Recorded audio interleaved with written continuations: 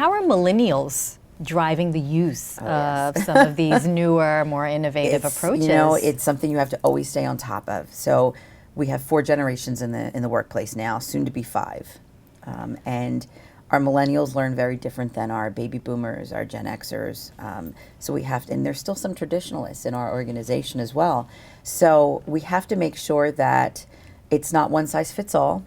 They are more apt to pick up their mobile phone, and they're going to want things in bite-sized chunks of learning where and when they need it. They're not going to sit down for 8 hours at a time. So we're looking at micro-learning, where you're creating little microbursts of learning, and it's maybe a little bit of training on a topic. It could be video, it could be a mobile simulation, it could be something delivered via a mobile device.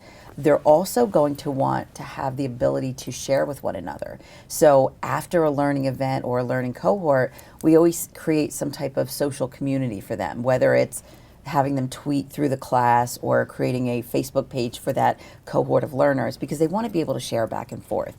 We're also looking at how we can have them capture learning on their phone. Here's how I'm using what I learned. I want to post this out for everybody else. I want to blog about whatever topic it is we're talking about. So we're really very conscious about that social peer-to-peer learning piece, as well as how do we deliver it via device in a way that's going to fit around how they work, where they work. We also know millennials want learning when and where they want it.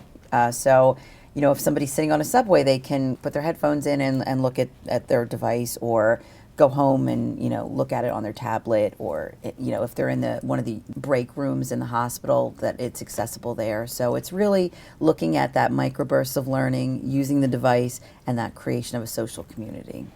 Do you feel that baby boomers and traditionalists and even Gen Xers have taken to this newer, more innovative approach? You know, I think they're coming along. I always laugh. My 84-year-old mother texts all the time now, and I've got her Googling, so I always use her as a test pilot on a lot of things. But I think that they're becoming more adept at it. When you start seeing grandparents texting children in college, is interesting. We do a lot of work through partnership with the University of Central Florida's Simulation Institute for Simulation and Training, just a very, very innovative group that's really at the forefront of learning technologies. And one of the latest statistics they told me, you know, you would think, what is the greatest use of device? What population's greatest use of device? It's 65 and above. So you've got grandparents trying to engage their grandchildren or these younger generations. So I'm really seeing that the different generations are picking up on this technology, not maybe as rapidly as a millennial would, but they're not adverse to it at all. Yeah. You know, because they may have children, a lot of things it's just easier, and it fits in around how they work.